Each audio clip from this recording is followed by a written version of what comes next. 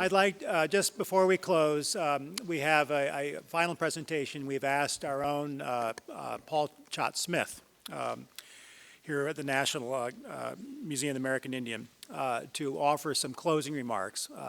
Paul is our resident smartest guy in the room, and it's a great privilege to have him here.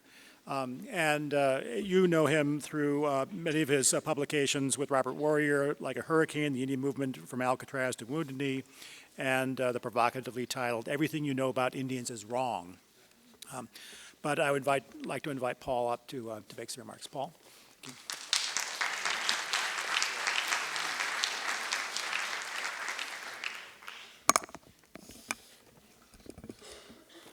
There's an open bar waiting for everybody in the audience, so believe me, I'm not going to be long. So Kay, you must be feeling awfully pleased with yourself, huh? We get it, you're amazing, okay? We get it. So the gorgeous exhibition upstairs, the lavish book, all this yakking, among other things, is a long overdue Valentine to one of our finest artists. And speaking of overdue, let's note that this is the first time NMAI's flagship museum has devoted an entire gallery to the work of a single woman. Not that Kay is single.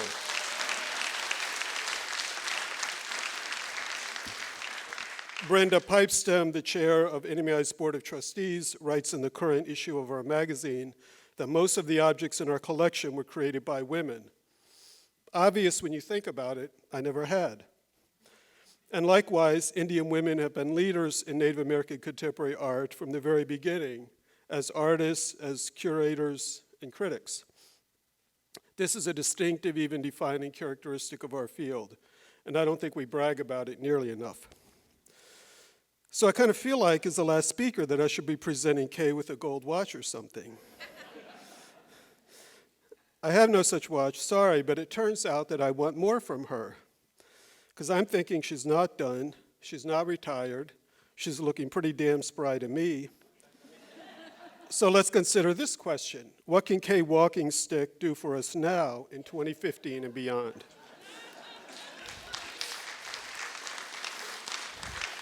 So what do we need from her? Quite a bit, actually. I think that Kay's work offers a useful and timely way to look at the condition our condition is in. Like Kay, I am from the 20th century. Though our paths would not cross until many years later, we both lived in New York during the 1970s. We remember it with great affection, even those things that we used to hate. You would not believe what riding the New York subway was like. Every square foot of every single car was covered in graffiti, and most of it in some obscure Martian script. It wasn't colorful, it was ugly. Phones were bolted to buildings. You're meeting someone for coffee, something comes up the last minute, your friend can't make it, and guess what? They have no way to contact you. So you just have coffee for 2 hours, waiting alone. It was crazy. And don't get me started on the Cold War. Native contemporary art was new back then. It had only been recently invented by Jean Smith. By mid-decade, AIM had been crushed. It felt like we were losing. Even hippies were becoming bored with us. The 80s were coming, and everyone knew that was going to be one horrible decade, which it was. Anyway, my point is the 70s, despite lots of awfulness, were excellent, and the 80s were lame. My larger point is that Native America, a term I've never used before, but we're changing things up now, it's America this, America that, actually had a much higher profile than we do now. Back in the 20th century, Indians were always at or near the top of American minority groups. We dominated the airwaves, the radio waves, the advertising waves. Sure, it wasn't always really us, but it was sort of us, and it was better than nothing. So today, things across the board have improved. We're in a golden age of Native American scholarship. Indians in the United States, despite many continuing struggles, are better off in every measurable category. And Native art, my goodness, we have Indian people going to BARD to learn how to be curators. I've given up trying to keep with all the shows. There are too many. Most of them aren't very good, but that's true of any field. We used to be a small club, now we're something else. A slightly larger, less exclusive club, I guess. A lot has changed since the Carter administration. The US is way more diverse than it used to be, and we occupy a smaller space in American contemporary life. So I'm interested in this paradox, what we think about and what we might do. One thing that has happened in the last 4 decades is that more Indians truly, sincerely, without a bit of irony, identify as Americans, as patriotic Americans. How many? Without getting too technical into the metrics, I would say most of them. I cannot take a lick of credit for this project that goes to Kathleen and David, however, it was part of conversations about the exhibit's name, which at the time always seems like a curatorial question of immense importance. So I thought an American artist was too vanilla, yet as per usual, I had no better alternative. I'm glad they chose it because it's a useful frame to think about our present circumstances. An American artist, okay, we get it, don't pigeonhole KWS into an ethnic ghetto.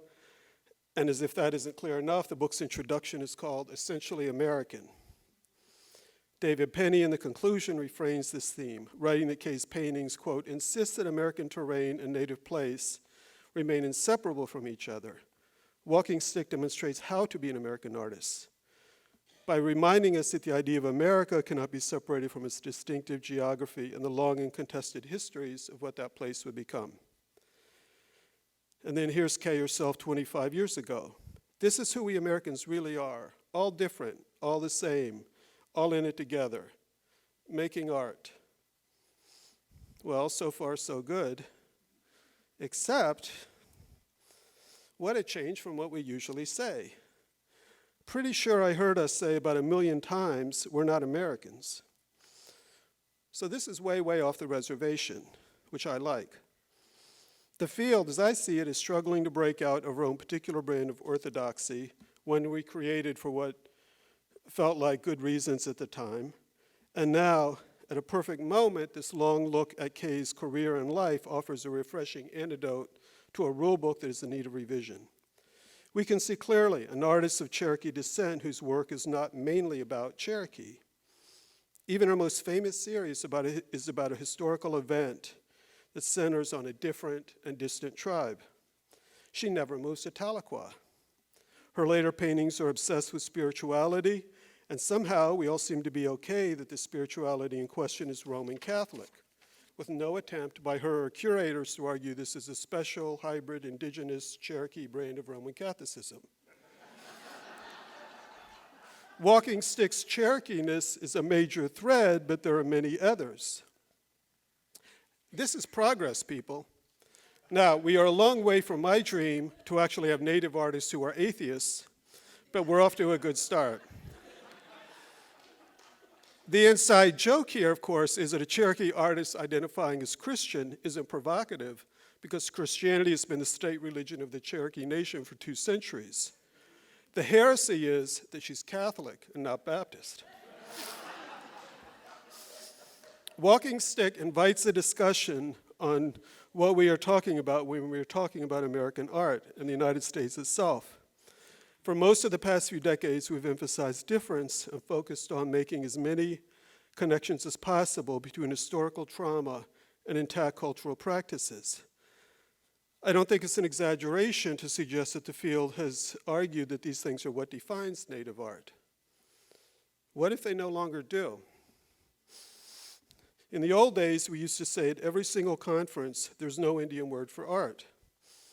That was stupid, but we said it anyway for a long time.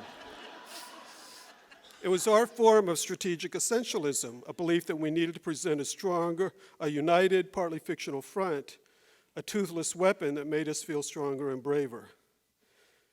The cost, well, for many of us, and please understand I'm a repeat offender of every single thing I'm critiquing here, the cost is being emotionally dishonest. I was struck by something the Mohawk artist and writer Skawinati said recently, pointing out that so many Native artists today are obsessed with their family histories, frequently making work about their parents and relatives and their ancestors, and how rare it is that this work includes their white family members. Sure, if both of your parents are red, you're off the hook. But most Native artists I know are like me in Skawanati. Where are those paintings and media installations? Few of us hate or disown our white parents or relatives, yet we disappear them from our work. Why are we editing our lives this way? And again, at what cost? I also wonder about why much of our work and texts invoke a personal and seemingly deeply felt connection to events often 5 centuries ago. I don't see this happening so consistently and thoroughly with other artists. Once again, I've done this myself many times with my texts, but I started to wonder, have we made it too easy to reference that history? How really are we connected to it? Are we entitled to claim it so easily as our own? And since none of us are full-blooded, and sorry folks, that includes your quote, full-blooded grandfather and his grandfather too, why is there so little presence in our discourse of the other foundational traumas in American history that have shaped who we are today? I feel sometimes that we assume that because we have Indian ancestry, we are exempt from the tremendous benefits that, to cite the most obvious example, slavery gave to creating the country we live in. Why are we exempt? So as we continue to ask for a new reading of American art, we should, and I believe we are, looking for new ways to understand Native art. And as many of us begin to disengage from strategic essentialism, and listen, baby, don't get me wrong, we had some great times together, and I hope we can still be friends.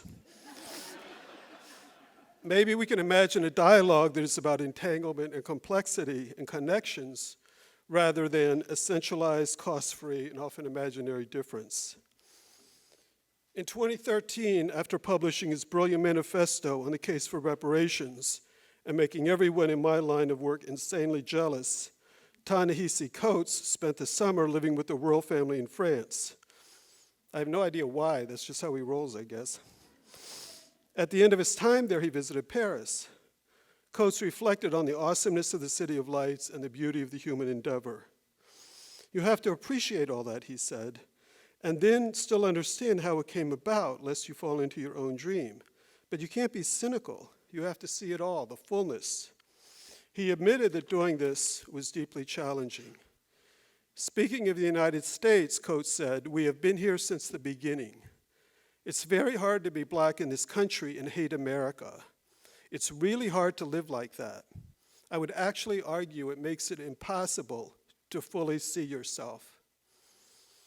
After I read that, I remember being at a Native Studies conference in Minneapolis on a perfect spring evening. I was taking in the Twin Cities skyline from the rooftop of the Guthrie Theater with Jean O'Brien. She had that slightly annoying Minnesota nice thing going on. But more importantly, this accomplished Anishinaabe historian was bursting with pride for her city. She was proud of the skyscrapers and the farms and the factories. She was proud of Bob Dylan and Prince. She was proud of Mary Tyler Moore and Husker Du and the Replacements. Jeannie didn't see occupied territory or settlers. She rejected nothing and claimed it all. The entangled history, the intoxicating present, outcomes shaped by the Anishinaabe, then and now. For me, the way forward begins with finding new ways to see ourselves fully and fearlessly. Thanks for listening. Thank you, Kay WalkingStick.